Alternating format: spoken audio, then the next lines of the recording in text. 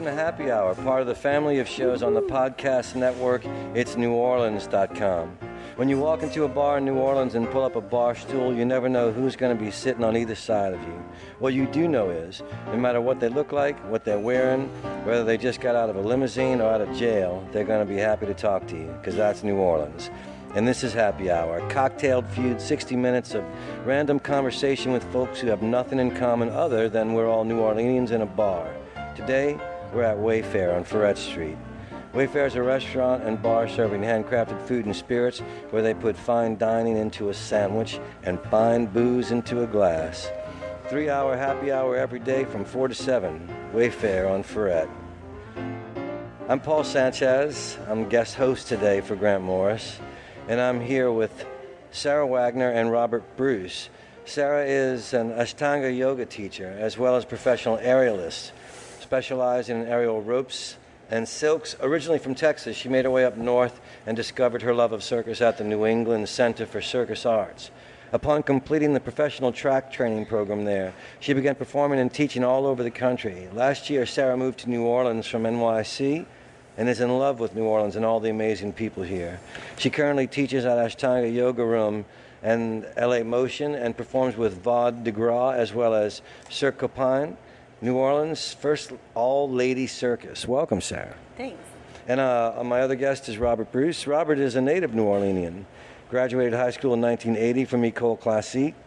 Began washing dishes at Andrew Martin's Cajun Cuisine and spent 3 summer breaks working for his mentor, a French chef by the name of Roland Hewitt at Christian's, which was a great restaurant. I'm so sorry Christian's is gone. He got his associate's degree in culinary arts at Johnson & Wales University, attended Florida International, graduating with a bachelor's degree in hotel restaurant management. He's got an 18-year-old son he's very proud of, Rivers King Bruce. Your work history, Robert, is a who's who of the finest chefs in New Orleans, from Joanne Clevenger, Emeril Lagasse, T. Martin. I mean, if there's a famous name in New Orleans, apparently you worked with them. I have. Well, I can't wait to eat your food sometime then. I'm telling you that right now. Well, welcome both of you, and I'm excited to do this today. It's my first time hosting this show, and I like meeting new people. So we had a chance to chat some before the show. I wanted to first ask you about Ashtanga Yoga, which is the thing you teach. Mm-hmm. The focus is on, it's a very physical yoga, correct? Yes. Motion? It is, yes, it's a very physical form of yoga, is initially how people, see it outwardly, but it's really more of a meditative and breath-driven form of yoga, because like I was telling you before, there's no music, except my studio is above a bar, so there is music at night. That's New Orleans for you. Yeah, just filter that out or just enjoy it while you practice. But yeah, it's really just you learn the series one-on-one from your teacher, and you build on that practice. So at first you're kind of just doing as much as you remember, but then you start to sort of come up to poses that are hard for you, and then you have to work through that before you move on. But it's not like, I feel like a lot of modern yoga is like, do this if you feel like it, or like, just, like feel your bliss or whatever. And it's not like that. It's much more just going deeper inside, I believe, and like having to confront those, internal blocks. Your studies with yoga took you to, at first, Vermont, but your teacher there eventually had you go to India. Yeah, I lived in a really small town in Vermont, and our teacher there, she actually taught a really fantastic class that had music and stuff like that too. Vinyasa, it's called Vinyasa flow kind of classes now, but she's just an example of someone who is really well educated, and her foundation is Ashtanga, and her classes were like art classes kind of. So then she kind of like took some of us aside and was like, I'd like to show you this other form of yoga, and she taught us that series, and then she just encouraged me to go to India. And I'm sorry, I talk really quietly too. She encouraged me to go to India, and I did, and I'm not really sure why, but because you do have to learn this set series, and I was still on the plane like looking at the chart, trying to remember the series because I couldn't remember it. And you just go and you're in this room of like 100 people, and the guru of the type of yoga that I was trying to study, and I didn't want to be like, what's next? How long did you study in India? I was there for 2 months. Yeah, and I'm planning to go back again actually next February too. Now, did the circus lead you to yoga, or did yoga lead you to the circus? It kind of happened at the same time. It was like, I feel so indulgent talking about myself so much. I'm like, well, Get over it. I grew up as a dancer, and then all during my 20s, I kind of was just like I focused more on visual art, and I also had, it was like, I went to like noise shows and hung out and stopped doing physical. Nobody did anything, physical other than play music. And then I think I just kind of in my late 20s, had a realization that that's what actually makes me happy, and that is my form of art. So then when I lived in Vermont, there just happened to be a circus school there, and I thought, how cool, I can dance in the air. And then I had that great teacher who, she also had, a dance background, and it felt like I came alive at that time. And nice. Yeah. And you're an aerialist. Mm-hmm. Trapeze or rope? Silks and rope. Silks yeah. and rope. I kind of have dabbled in trapeze, but I'm not a fan. It's a different thing. How high off the ground do you work? Preferably ceilings that are 20 to 25 feet tall, but often low. Yeah, it's not really, it doesn't really matter to me how high it is, because what you do on it is, you're sure of yourself. So you're trusting your own strength and your knowledge and stuff like that. So it's not like you're just hurling yourself around and then, and at a high height. But it's similar to what Robert and I were talking about. He's a chef, and we were talking about that, being in the zone of your work, the bliss of your work. Yeah. For you, it's that moment of being in the air. You don't think about the height. For him, he works at John's Steakhouse, and they're going to turn over 70 tables a night. 140 tables are going to be served in a night. And he's occasionally taken by the scope of the amount of meat, both on the grill and waiting to be up there. Mm-hmm. But he said he can't give in to the moment to even take a photo of it to post on Instagram, because the flow has to keep going. He has to stay in that moment, in that flow, in order to get the food out. It's a rush. It's a rush. It's a rush, big time. Especially when you see all those people walking in, sitting down. Yeah. 50, 60 people sit down, and you know that in about half an hour, you're going to be feeding them. And you can't make any mistakes. It's got to be perfect. Do you think you feed off of that energy? Oh, I love it. I've been doing this since I was 13 years old, so it's been about 40 years. So I have not given up yet.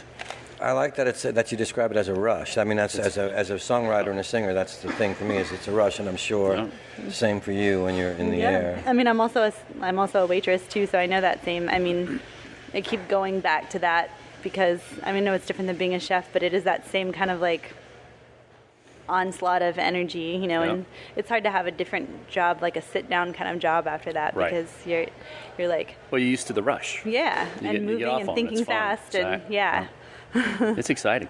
It's exciting. I wouldn't change it for anything. And you knew early on. You knew from. I started washing dishes when I was 14 years old or 13, and I loved it. Worked for this old black chef. His name was Andrew Rayford.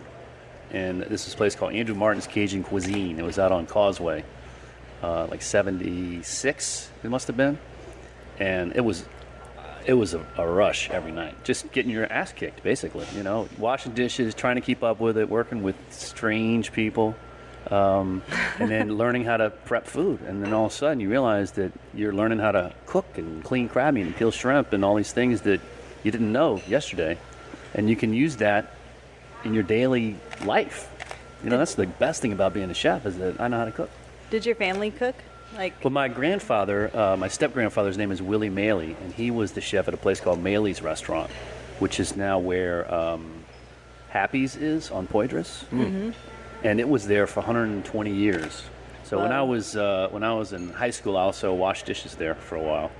So it's not really in my blood. My dad's an engineer, but I just got hooked on it early, and it was hard to get out of it because it's easy money, it's fun. You know, the hours are kind of rough, but it's challenging every day. I mean, there's never any same old in the restaurant business.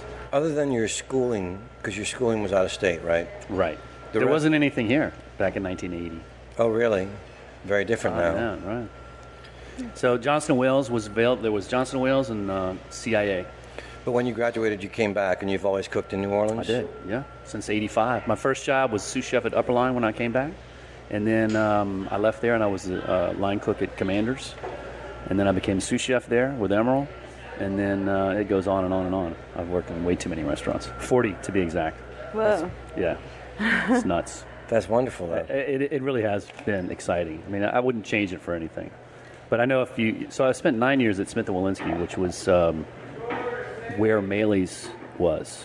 And that was the best because I felt like I was at home.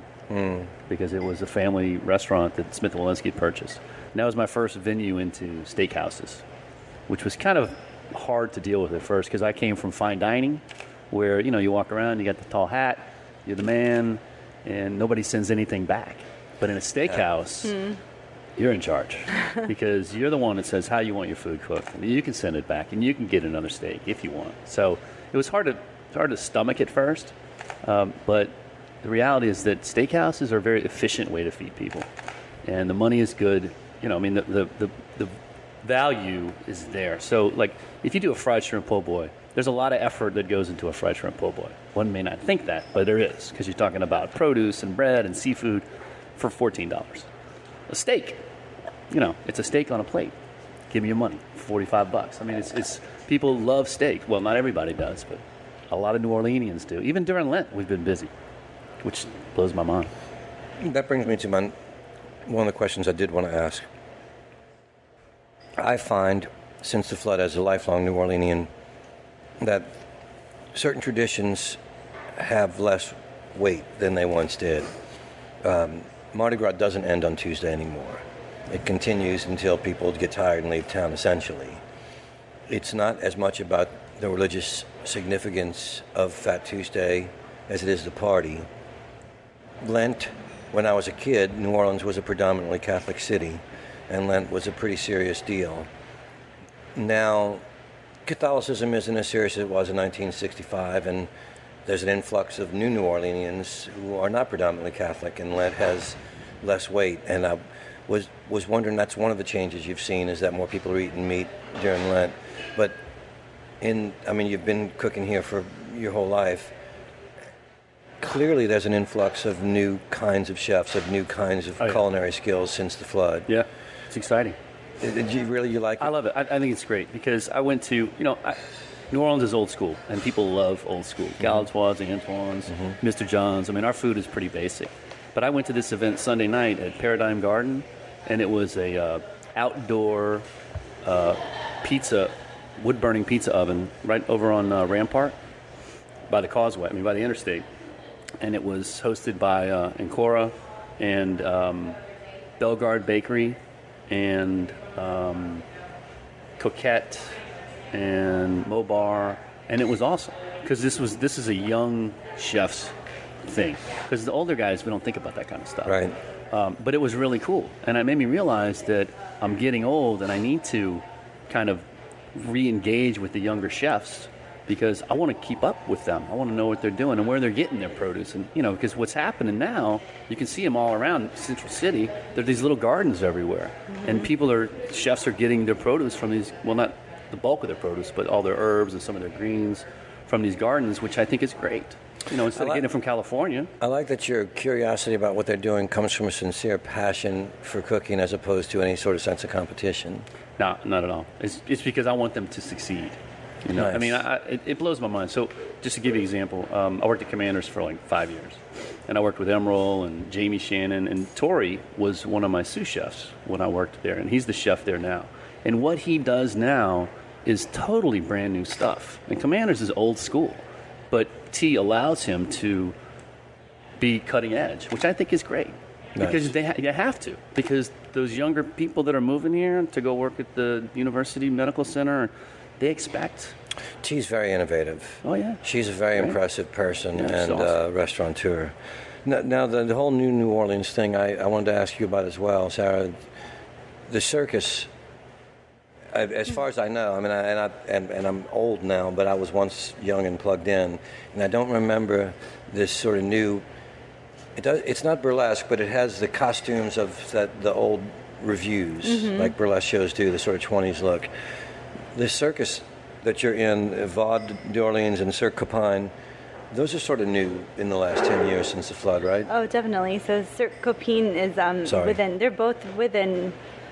Well, Cirque Copine was started last spring, so it's very new. Like there are a few of us. My friend Ari, she's been here for I'm not sure, but many years after the flood. But she's been here for I want to say like 5 to 7 years. I mean, that's I know that's still like not, but for someone in their 20s, that's still pretty like.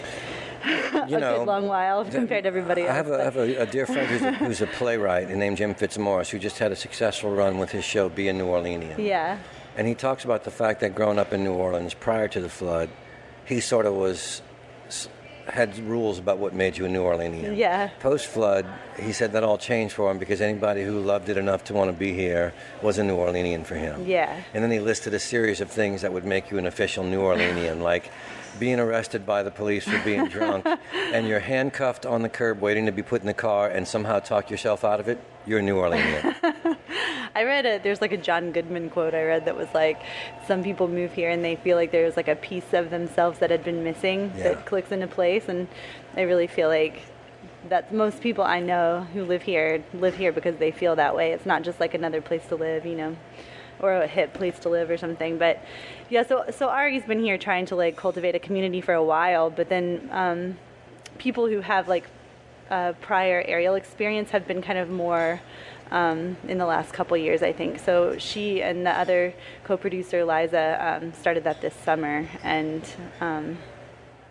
and there's just been a crazy response. I think people are just wanting that. It feels right here, and we really, all of the productions, also Vaude D Gras it used to be called Cirque de Gras, and it's kind of evolved into this different production, but we all involved all different kinds of artists, so live music, painted sets from local artists. It's really a group effort of this community, which is just this crazy, vibrant, And what kind of venues do you perform in? Well, with Cirque Copine, we wanted to be kind of a roving sort of performance, so we're open to performing wherever, but this summer we performed outdoors at, have you ever heard of Bywater Wonderland? It's this beautiful Victorian mansion owned by this woman named Stacy, and she puts on like different parties and events. Wonderful. And yeah, it was so beautiful, and we have an outdoor aerial rig, and the performance started at the front of the house, and people traveled with us through the yard and to the rig where they took their seats, and we had a local chef, the chef from Mimi's. Other chefs worked with us and provided food, and local bartenders coming up with specific cocktails for us. So really trying to involve everyone and making a more, a rich performance for people that way. And then Vaude D Gras was at this amazing theater called Happyland Theater. And that's I'm really bad at remembering street names and stuff, but I think it's on Burgundy. It's in the Bywater, and it's from the early 1900s, and it was a vaudeville theater that's pretty run down, but so beautiful. Like there's the original posters from the 1920s hanging in the rafters, and just the structure of it's gorgeous. And we turned it into our performance was supposed to be like a vaudeville performance. So we were kind of trying to bring it to life as a vaudeville theater for the audience. Nice. Yeah, and they're an amazing. You should look them up there. They have a fundraiser coming up this Saturday to try to restore it to a venue that can, serve the arts. Where's the fundraiser? Community. It's on Burgundy, and it's called the Happyland Theater, but I can't remember the exact address. Okay. Where could people find out about the fundraiser? On Facebook. There's an event. I can look it up when you guys are talking. I'll get more information on my phone. I'm really bad at promoting things, but We'll put it on the side. yeah, that'd be great. But yeah, there's going to be, not just circus performers, but magicians and musicians, and just like, I think all of us are interested in. It's a very unique circus scene here. It's not the same. Like, I think what I've encountered before is that aerials tend to be kind of isolated to just aerials and circus-focused performances, but just because of the environment here, all the artists just are working together to create something very specific to the feeling of here. Nice. Which is exciting and exactly what I want to be doing with circus. So, this is definitely my dream spot to be making art.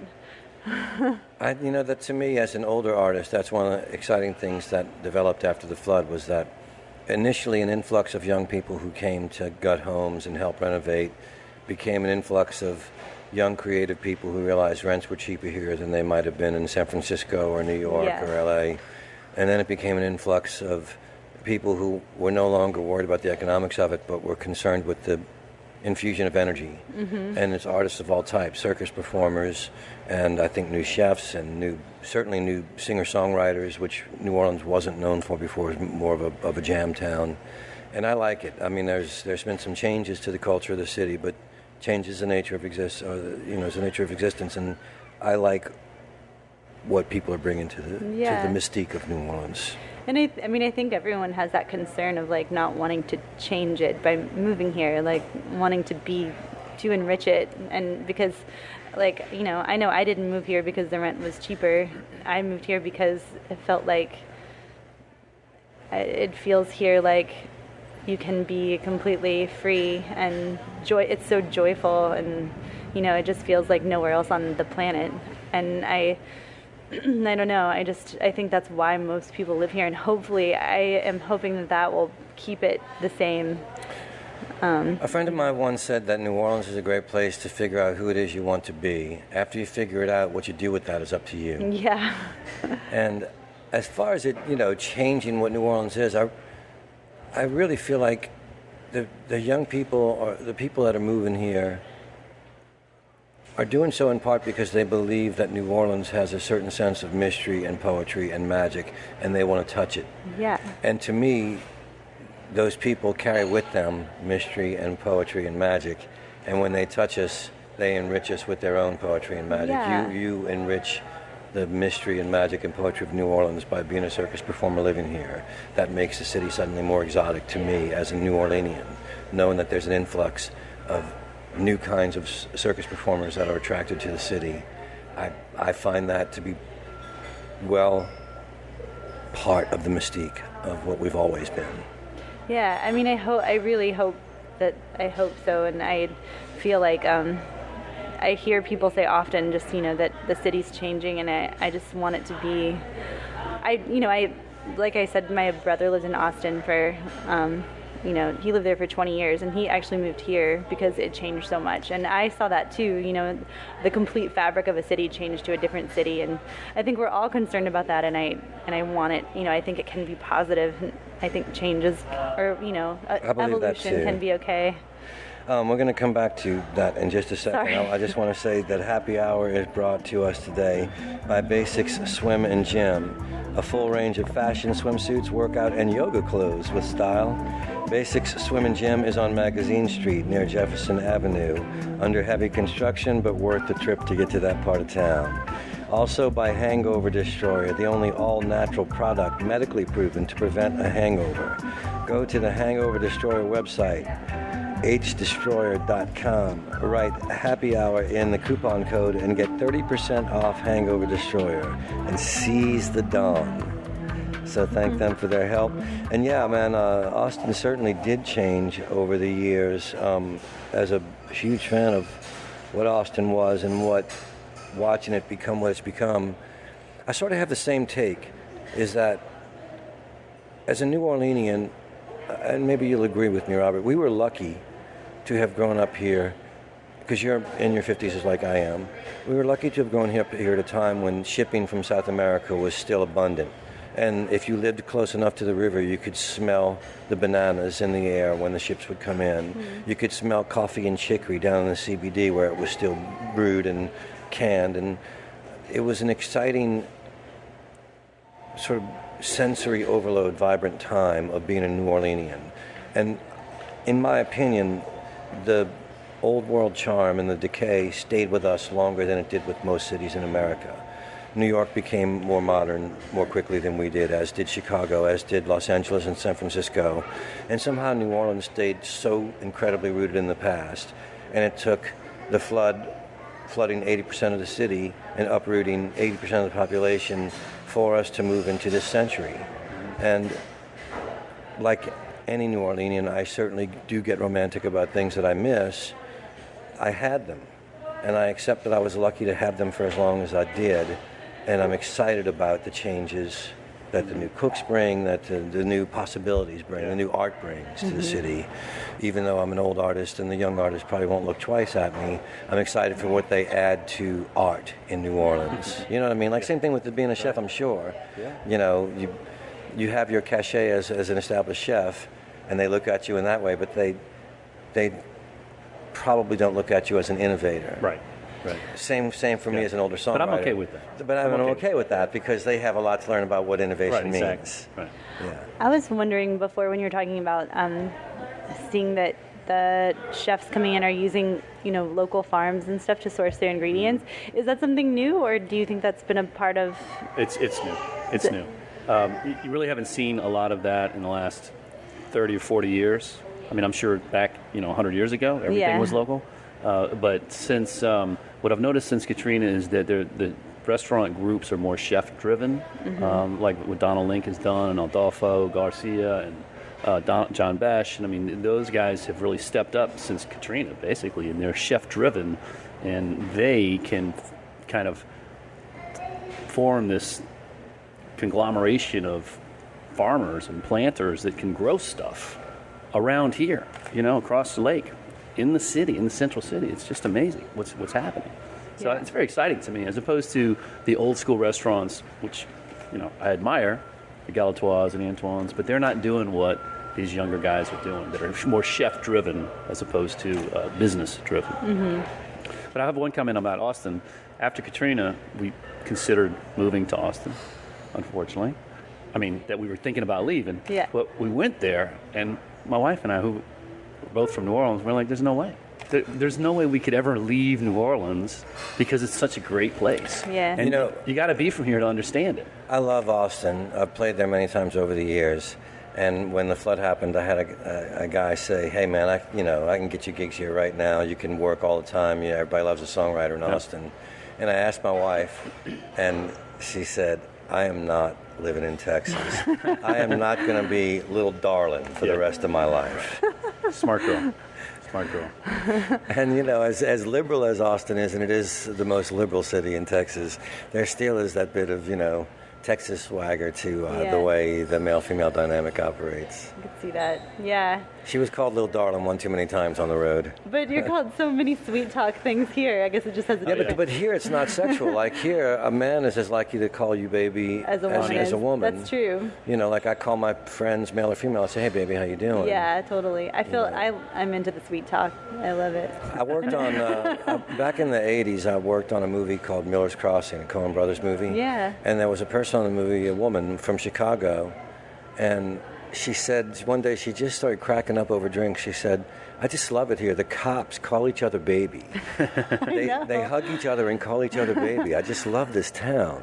I know, it's just so you just get to be, I guess when I say there's a freedom, it's a freedom to be soft too. I don't know, just coming from right when I moved here from New York, I got on the streetcar to go somewhere, and I was just perfunctory, "Hey, how's it going?" or whatever, and she was the woman who was driving it was "Girl, I have had a day," and then she started telling me about it, and I was like, I love this place. When you ask someone how they are, they want to know. Right, or if you ask for directions, they'll show you the way. Yeah, totally. And it's so easy to get to know people because everybody has that spirit. Yeah.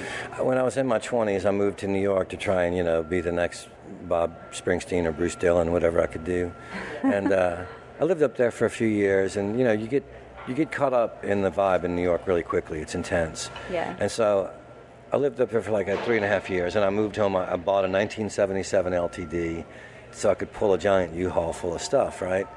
And I drive 27 hours home, and I stay at a friend's house on Bienville who lives right next to what is now like a pizza place, but was back then Shirley's Po' Boys. And Shirley's had been around forever. I used to eat there when I was driving a truck. So I get in 2 o'clock in the morning, and I pull my LTD and my U-Haul, taking up most of Shirley's parking lot, and collapse on my buddy's couch thinking I'll move it in the morning. Well, I wake up later than I thought I would wake up because I had a long drive and all. Yeah. And I look outside his window, and I see Shirley out there with her big old beehive hairdo, and she's a big, heavy lady, and she's out there hosing around my car. And after living in New York for 3 years, I thought she was going to be furious. And I run out there, and I'm still in my underwear, and I'm like, I'm so sorry, I'll move the car right now. And she just, without even batting an eye, just goes, that's all right, darling, if they don't like it, they can park around you. I was just like, oh, man, I'm home. I know, I really had the same experience. In the first few months I lived here, I realized I kept feeling like I was going to get in trouble over things. If you go the wrong way down a one-way street or something, that someone's going to yell at you, but nobody cares. Nobody is going to yell at you. No, somebody might just stop in front of you and talk for 15 minutes, Be patient with them, too. Yeah. One of the things about when you brought up Shirley's is that New Orleanians are so passionate about all the restaurants that have closed over the years. Yeah. Since they've been alive. I've noticed that. A lot of them since Katrina, but just the older ones that it's like a part of them is gone. Well, you grow up in those. We were a very neighborhood places town. all at the West End where it had all those places, Fitzgerald's and Brunings and all those places. It was such a cool venue. Well, even some place like the Parkway Bakery, which is very popular now, and it has lines down the street and all. But the Parkway Bakery, if you're an old New Orleanian, Parkway Bakery was run by the same two brothers, and they started running it in the 40s. And by the time I started going there in the 70s, they were old, and they didn't give a darn. They would sit there over the grill smoking cigarettes, ashes dangling onto the grill, these big fat bellies hanging over their white shirts, and you'd go in there and they'd be grouchy with you. They'd never be friendly. Yeah. But you would go because they baked the bread on the premises, and even when they stopped baking the bread, it was one of the best roast beef po' boys in town. And you couldn't eat there. There was no tables. It was just these two old grouchy guys in this green booth you would walk into and order from. And I see the new one, and I'm happy for the guy. He did a great job restoring it, but I miss the grouchy old guys. Yeah. It's hard to bring back an old restaurant. Yeah. It's old glory. Well, part of it is, when you look back at it, I think you're looking back at your youth. Yeah. You're not just remembering the food, you're remembering how great it was to be young and eat the food. Right. No. Which is part of, I think, what you're plugged into, Sarah, this new Orleanians, which I know it's been a debate, but for me, I just love it. I like that people loved us enough to come here. I like that the people that come love what it's supposed to be, which means they make it what it is. And I think that's actually the difference between, one of the differences between how Austin changed and here is that a lot of people move to Austin just for jobs, and people move here because they love it. You don't live here unless you love it, I think. I agree. My experience. So I think that inherently, brings better, a better influx better of energy. Yeah. Well, I was asked in an interview 2 years ago, did I think the new people were changing New Orleans? And I just said, this is a debate that's been going on that I don't buy into, because for 300 years, America's been trying to change New Orleans. And you don't change New Orleans, we change you. Yeah. You come here with your ideas of working hard and your industry and your kale. And then we take what we like. We say, oh, that's a great idea. We'll use that, and we'll take the kale, and the rest of it you can keep. And then we give you too much to eat and too much to drink, and you wake up in the morning with a hangover and an empty wallet, and we say either have another drink or leave town. Yeah. And people sort of figure it out. And I think that we don't change. You don't change New Orleans. We change you. We soften you. Mm-hmm.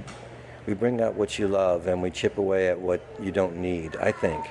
I really believe that. I think it's what makes us special. I think that America was settled by Protestant Puritans, and New Orleans was settled by decadent French Catholics. Yeah. And that vibe has never changed. Change the fabric of how it is. Absolutely. Yeah. I mean, I agree. You're the embodiment of it as a chef. You're sort of. Yeah, you're providing decadence for people. I've been very fortunate that I chose this field in this city. Or it chose me, actually. I like that you said that earlier. It chose you. It did. Did you feel that way about what you do?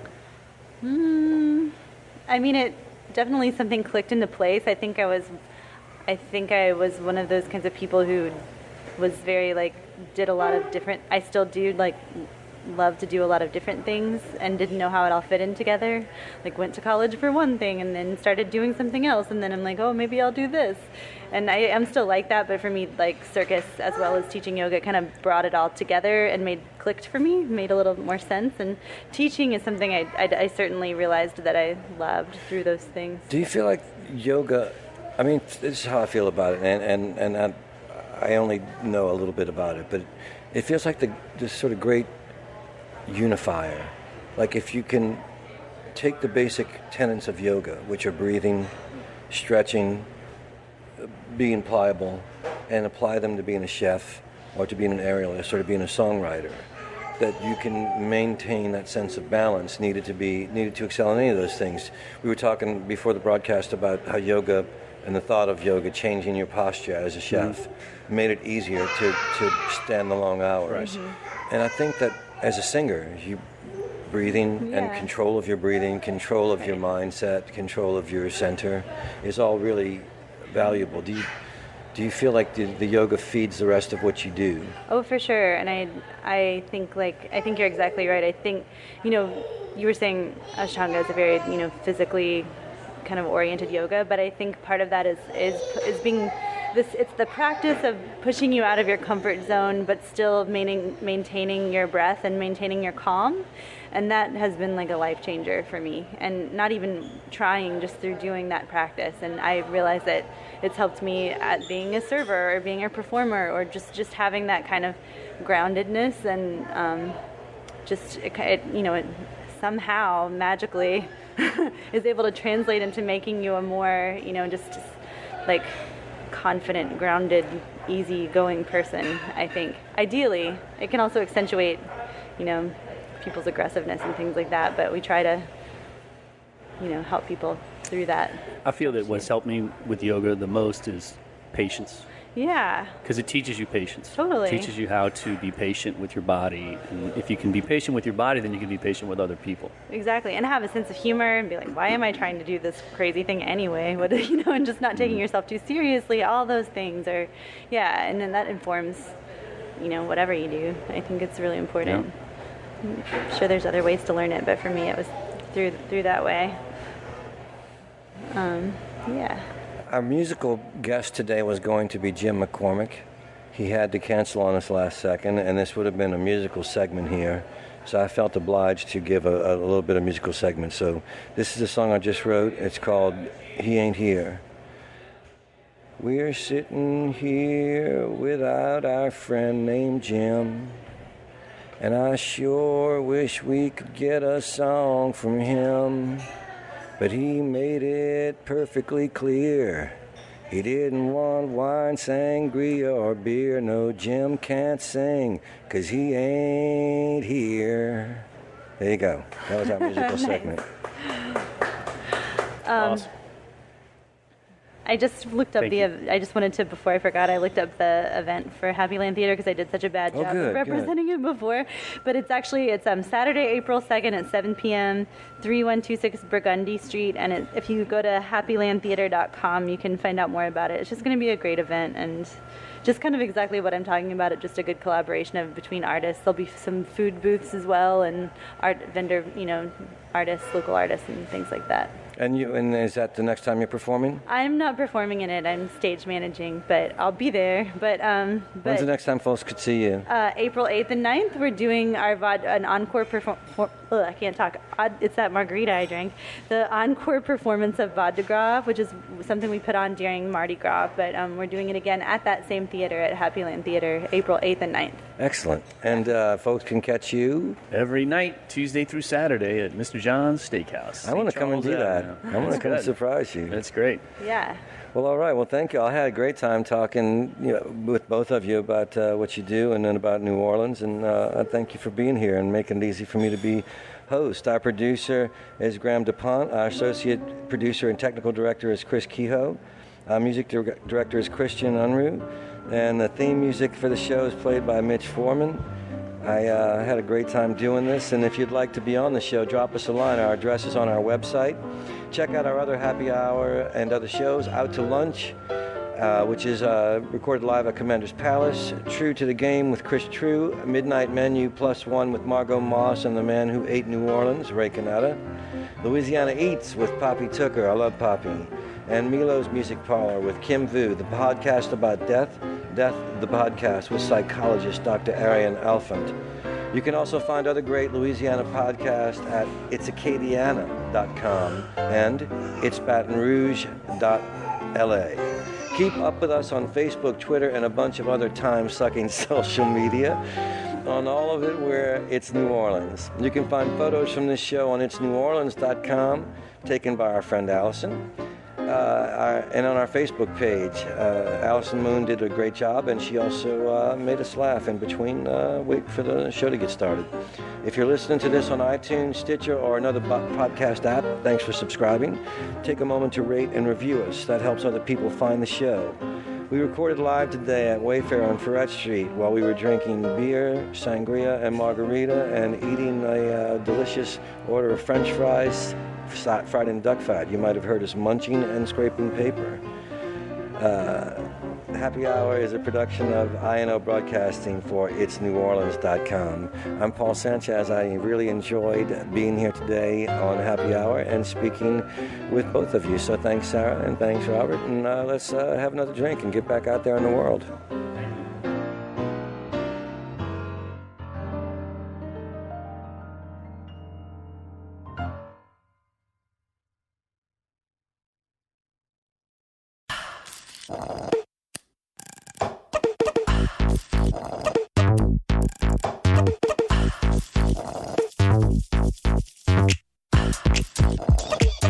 Hear that?